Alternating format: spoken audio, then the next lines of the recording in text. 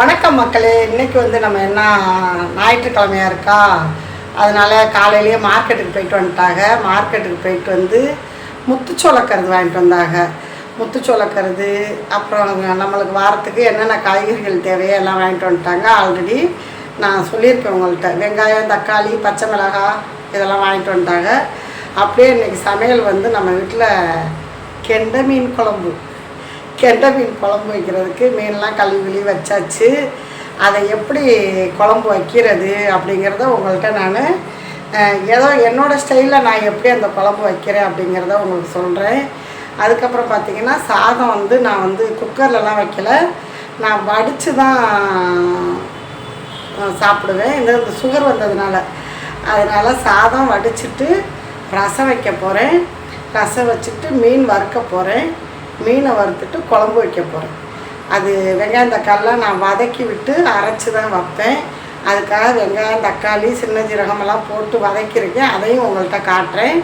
சாதம் வெந்துக்கிட்டு இருக்குது. வாங்க இப்போ பேக் கேமராவில் நான் சமைச்சு முடிச்சுட்டு உங்கள்கிட்ட எப்படி நான் சமைச்சிருக்கேங்கிறதையும் காட்டுறேன். ஓகேவா? வாங்க வீடியோக்குள்ளே போவோம்.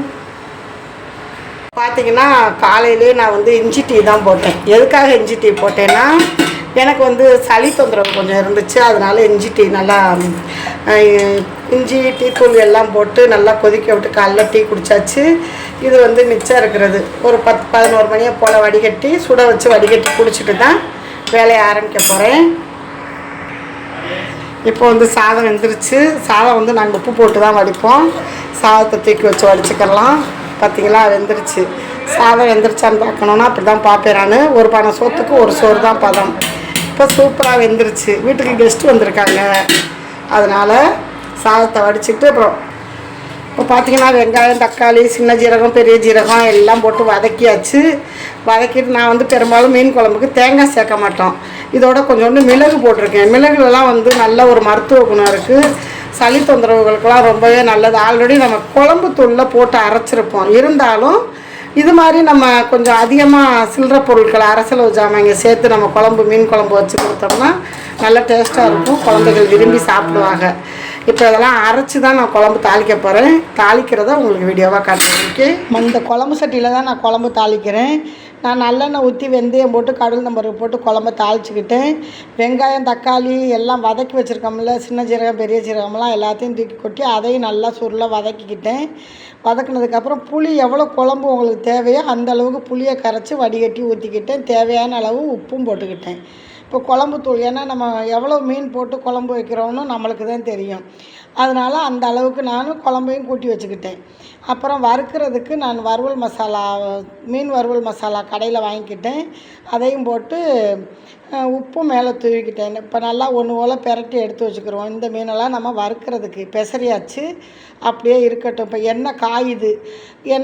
நம்ம ஒரு 3 பீஸாக 5 பீஸாக போட்டுக்கலான்ட்டு நான் வந்து இப்போ 5 பீஸ் போட போகிறேன். நல்லா வேகட்டும். இந்த பக்கம் நல்லா திருப்பி விட்டுக்கிடுவோம். திருப்பி விட்டு இப்போ வெந்துருச்சு. நல்லா எண்ணெயை வடிகட்டிட்டு எடுத்துக்கிடுவோம். இப்போ மீனும் இந்த பக்கம் நம்ம பொரிச்சிக்கிட்டு இருக்கோம். குழம்பும் அந்த இன்னொரு அடுப்பில் கொதிச்சிக்கிட்டு இருக்குது. மண் சட்டி மீன் குழம்பு ரொம்பவே டேஸ்ட்டாக இருக்கும், சுவையாக இருக்கும் சாப்பிட்றதுக்கு. அப்படியே மீன் அந்த பக்கம் பொரிச்சிட்டு ரசத்துக்கு ரெடி பண்ணிக்கலாம். எண்ணெய் ஊற்றி கடல் நம்பருக்கு போட்டு கருவேப்பிலை, பச்சை மிளகாய், நம்ம ரசத்துக்கு மிளகு, பூண்டு, ஜீரகமெல்லாம் நுணுக்கி வச்சதையும் போட்டாச்சு. இது இந்த பக்கம் பொரிஞ்சிக்கிட்டு இருக்குது. இண்டக்ஷனில் புளியை கரைச்சி ஊற்றி தக்காளி பழத்தை நசுக்கி விட்டு ரசத்தை பாருங்கள், எவ்வளோ ரசம் தேவையோ அந்த அளவுக்கு ஊற்றிக்கிற வேண்டியது. நம்ம புளி எந்த அளவுக்கு ஊற வச்சுருக்கோமோ அந்த அளவுக்கு ரசம் நம்ம எடுத்துக்கிடலாம்.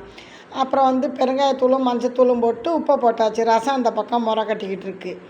இது செவரொட்டியை வந்து நல்லா அப்படியே கழுவிட்டு மேலே மட்டும் அறுத்துக்கிட்டேன். நல்லெண்ணெயை ஊற்றி எதையும் சில்லற பொருள்லாம் எதுவும் போடல. கொஞ்சோண்டு வெங்காயம் வச்சுருக்கேன். வெங்காயமும் நம்ம செவரொட்டி இருந்தேன். ஒரு செவரொட்டியை 4 பீஸாக போட்டாச்சு. 4 பீஸாக போட்டு கொஞ்சோண்டு வெங்காயத்தையும் அதில் போட்டு அப்படியே வதக்கிட்டு உப்பு கொஞ்சமாக போட்டுக்கிட்டேன். என்ன ரொம்ப போடக்கூடாது, ஏன்னா ஒரே ஒரு செவரொட்டி தான், அதுக்காக. அப்புறம் மிளகுத்தூள் ரொம்பவே உடம்புக்கு நல்லது. சளி, இருமல் இதுக்கெல்லாம் ரொம்ப நல்லது. கொஞ்சோண்டு காரப்பொடி சேர்த்துக்கிட்டேன், குழம்புத்தூள் பொடி. அப்புறம் இஞ்சி பூண்டு பேஸ்ட்டாகவே சேர்த்துக்கிட்டேன். அப்படியே வதக்க வேண்டியது. சூப்பராக இருக்கும். இது மாதிரி வதக்கி காரம் இல்லாமல் கொடுத்தோம்னா குழந்தைங்களுக்கு ரொம்பவே நல்லது. சுகர் பேஷண்ட்லாம் ரொம்ப எடுத்துக்கிறது. இப்போ சுட சுட சாதம் வடிச்சாச்சு, மீன் குழம்பும் வச்சாச்சு. பாருங்க, தலை வாழையும் போட்டு குழம்பு வச்சாச்சு.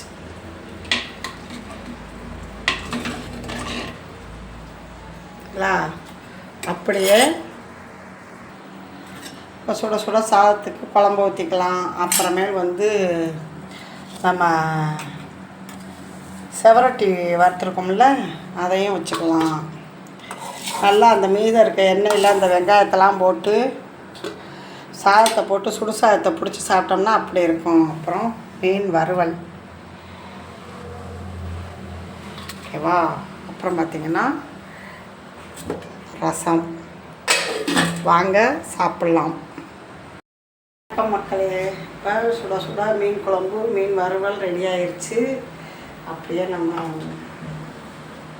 பார்த்திங்களா செவரொட்டி உடம்புக்கு ரொம்ப நல்லது, சுகருக்கெல்லாம் ரொம்ப நல்லது அப்படின்னாங்க. அதனால் செவரொட்டியும் என் பிள்ளை வாங்கியாந்து கொடுத்தாங்க சமைச்சிட்டு. வாங்க இப்போ போய் சாப்பிட்லாம்.